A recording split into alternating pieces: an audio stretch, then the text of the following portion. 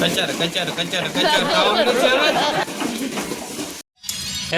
Hello મિત્રો, તો હવે અમે બનાવી રહ્યા છીએ આખા બટેટાનું શાક દમાલું. તો અહીંયા અમે ડુંગળી મળી રહ્યા છીએ અત્યારે. તો આ છે ડુંગળી,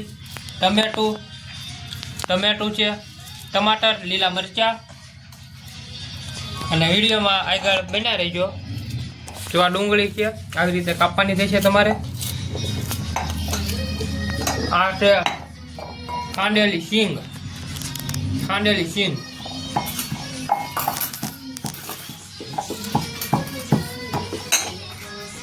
તો બટાટા બફાઈ જશે. હવે એને આપણે ખોલી લઈશું. રવા બટાટા હાવ બફાઈ જશે. એકવાર ધોઈ લઈ. તો રવા બટાટા હાવ બફાઈ જશે. હવે એની આપણે છાલ ઉપલી ઉકળી લઈશું અને વિડીયોમાં આગળ બના રહીજો. તમારું એટલી. હેલો ગાઈસ, બટાટા બફાઈ જશે. તો હવે આપણે એને ધીમે ધીમે આમ કરીને ફોલી નાખશું. તો બહુ ગરમ છે. તો આ સાયું નાખવાનું તો ગોતવું થશે આપણે. પછી નહીં સમજજો. અને આ ડીશમાં સાયું નાખેલું છે જેથી કરીને ગંદકી રહોડામાં ઓછી થાય.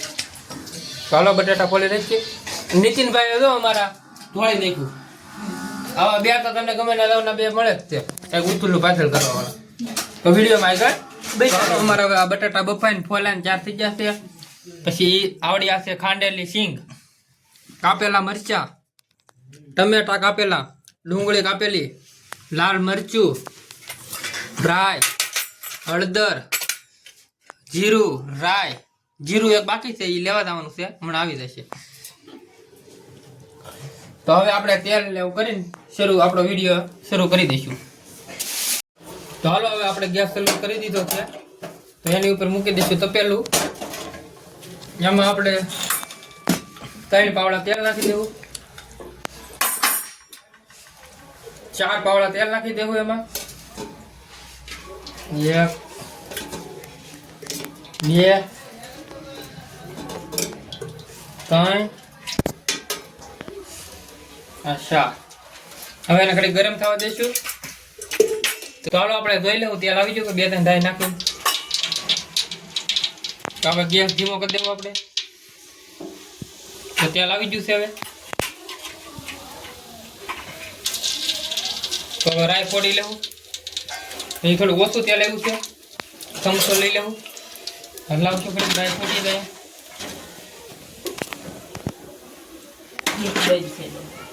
ફૂટવા મળી છે. તો રાઈને ઘડી ફૂટવા દેવું.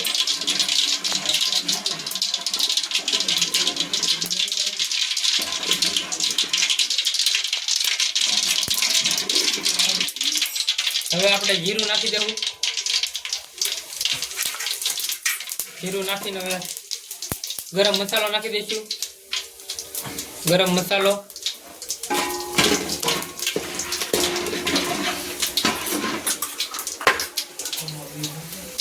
લીલા મરચાં નાખી દેવું.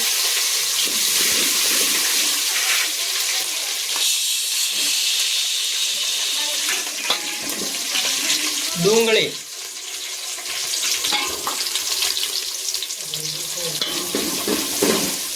હવે કડી અને સડવા દઈશું ડુંગળીને. 5-10 મિનિટ ડુંગળીને સડવા દઈશું. તો હાલો હવે આપણી ડુંગળી સડી ગઈ કે નહીં એમ જોઈ લઈએ આપણે એકવાર. તો હવે આપણી ડુંગળી થોડી કાચી થઈ ગઈ, સીડી નથી.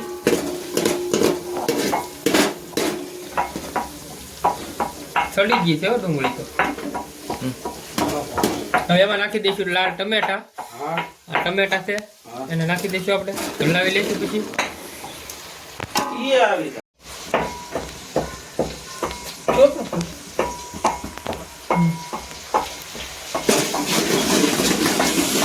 તો આપણે ધીમે ધીમે હલાવશું જેથી કરીને આ બધો મસાલો સડી જાય. હવે આપણે ટમેટા શેરવાના છે.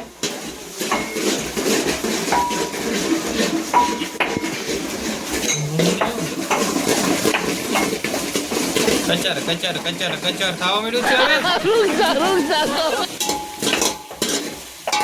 તો હવે આપણે નાખી દઈશું રામરસ,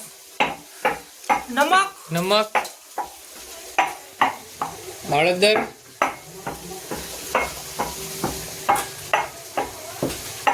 હળદર 2 ચમચ નાખી દઈશું. 2 ચમચ મરચું નાખી દઈશું. હવે એને હલાવી લઈશું.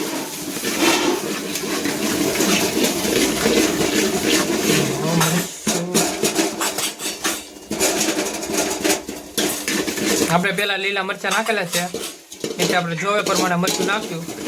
તીખું ખાતા હોય તો તીખું, મોળું ખાતું હોય તો મોળું બનાવવાનું. આપણા સ્વાદ ઉપર આપણે બનાવવાનું હોય છે,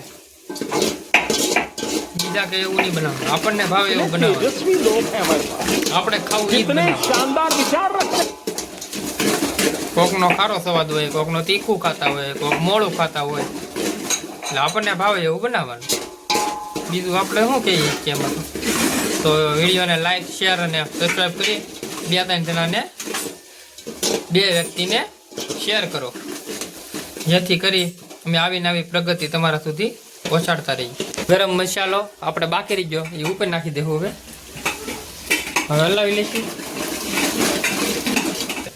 હવે આપણે નાખી દઈશું ખાંડેલી સિંગ. ખાંડેલી સિંગ નાખીએ ત્યારે આપણે ઘડીક હલાવે રાખવું પડશે, જેથી કરીને આ બેહી ન થાય અને ઉપર તરત જ પાણી નાખી દેવાનું રહેશે, નકર તો આ સિંગ બેસી જશે. તો આપણે બટેટા પ્રમાણે પાણી નાખવાનું રહેશે. હવે 5-10 મિનિટ જ્યાં સુધી આ પાણી સડે નહીં ત્યાં સુધી સડવા દેવાનું રહેશે. તો હવે આપણે જો રસો સડવા આવી ગયો છે, હવે એમાં નાખી દેવું બટેટા. તો હવે એમાં આપણે ધીમે ધીમે બાફેલા બટેટા નાખી દેવાના રહેશે. તો હવે દાળમાં આપણે ધીમે ધીમે બટેટા નાખી દીધા છે. હવે એકવાર બટેટા ભાંગે નહીં એવી રીતે હલાવી નાખવાનું રહેશે. બટેટા વધારે બફાઈ ગયા છે તો ભંગાઈ જશે, થોડા કાચા છે તો નહીં. હવે એને ઘડીક રફો બળવા દઈશું આપણે, ફૂલ જાડો થઈ જાય ત્યાં સુધી.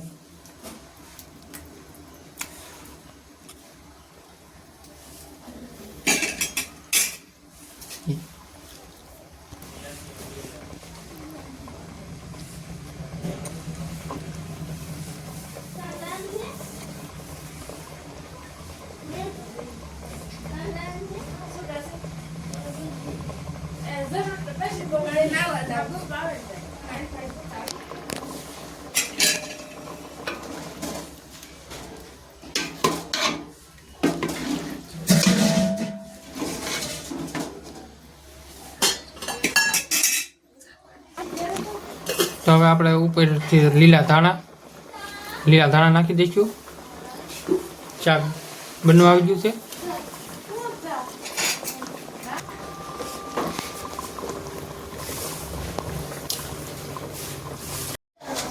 તો હવે આપણું શાક તૈયાર બની ગયું, તૈયાર થઈ ગયું છે. દમાલું થઈ ગયું છે તૈયાર. તો જો હાવરો બળી ગયો છે. હવે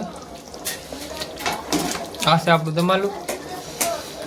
તો આપણું આ દમાલું છે હવે બની ગયું છે. હવે એને ઉતારી લઈશું. આપણું દમાલું થઈ ગયું છે હવે તૈયાર. હવે એને આપણે ઉતારી લઈશું. તો પહેલાં હવે આપણે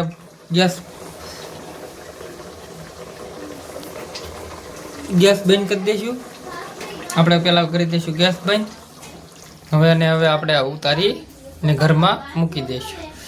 તો આ છે આપણું દમાલું. તમારે ખાવું હોય